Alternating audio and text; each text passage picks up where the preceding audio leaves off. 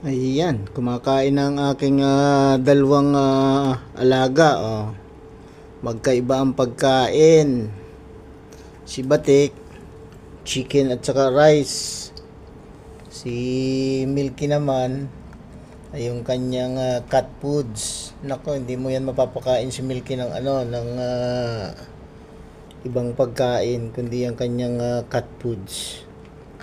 Minsan yung wheat foods. Saka yung churro. Ay, itong si Batik, walang pili yan si Batik. Kahit kakainin yan. Ito, yung pagkain ni ito yung kay Milky. Pero kumakain din si Batik niyan. Pag wala siyang pagkain dyan na nakalagay, yan, makikisalo yan kay Milky. Makikiagaw yan kay Milky. Sige, enjoy sa pagkain, mga kids. Mga kids. Kita mo. Inaamoy lang ni Milky. Sige, tikman mo kasi. Tikman mo para malaman mo kung masarap ba o hindi. Yan. Yan.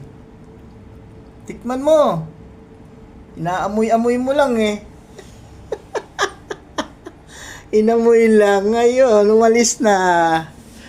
Bye-bye. Inamoy-amoy lang niya.